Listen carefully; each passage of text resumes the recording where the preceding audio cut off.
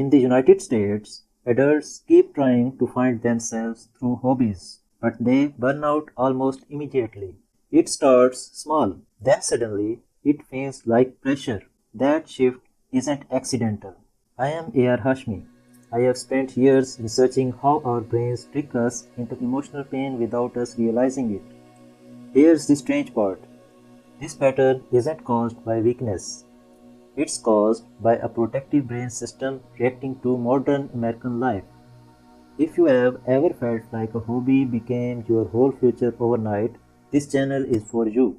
By the end of this video, you will understand why hobbies can feel like a new life in the US, how your brain turns excitement into emotional pressure, why ADHD makes this pattern stronger, and how to stop burning out without killing interest. This matters because identity pressure is one of the quiet sources of emotional pain in American adults.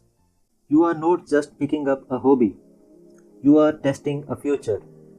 In the US, identity is tied to output. What you do, what you are good at, what makes you valuable. So when something feels good, your brain asks a deeper question. Is this who I am supposed to be? This is not curiosity, it's identity hunger. The brain wants certainty. Modern American life removes it. Gig work, career pivots, online comparison, endless choice. So the brain latches onto anything that feels stable. A hobby becomes emotional shelter. A small win happens. Someone compliments you. You feel competent. Dopamine spikes. But dopamine doesn't say this feels nice. It says this matters.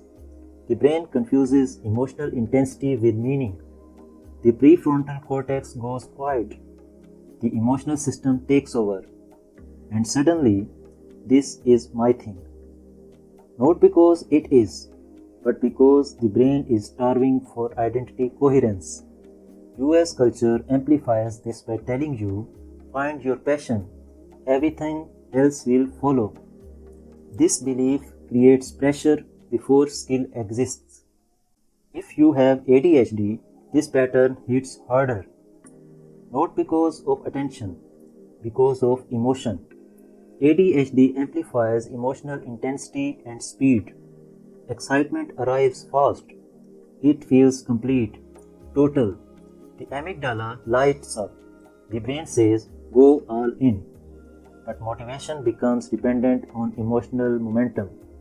When excitement fades, and it always does, the brain reads that as danger instead of collapse. Shame replaces curiosity. The hobby wasn't wrong, the emotional pacing was.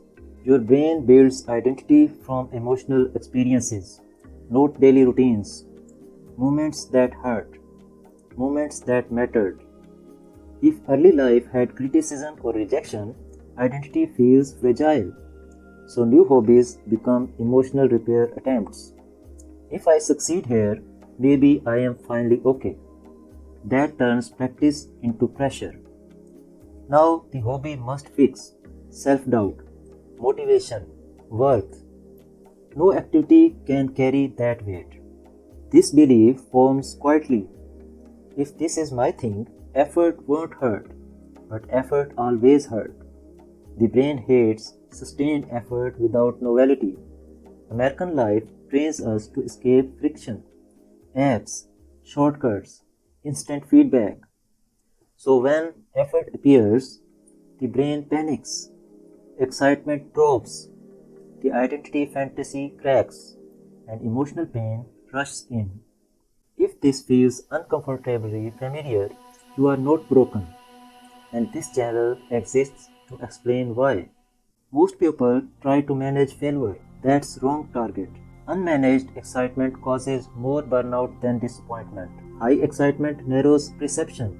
It speeds decisions. It skips recovery. The brain learns act only when it feels good. That weakens consistency circuits in the prefrontal cortex. Over time, starting feels harder. Quitting feels faster. Every time you act only when excited, your brain adopts.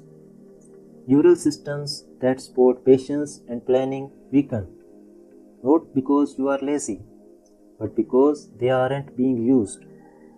The brain strengthens what you listen to.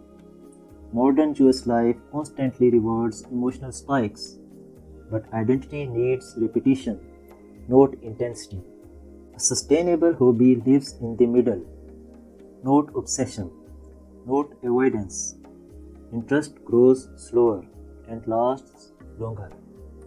No pressure to answer, who am I? What's my purpose? Just practice. The nervous system stays regulated. Identity is not discovered, it's practiced.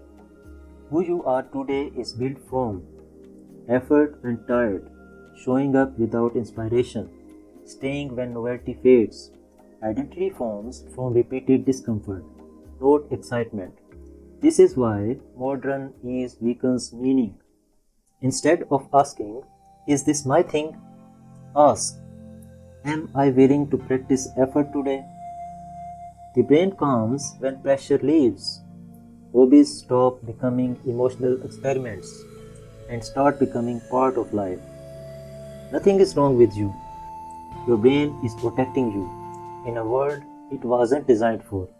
If this gave you relief or clarity, sit with that, and I will see you in the next one.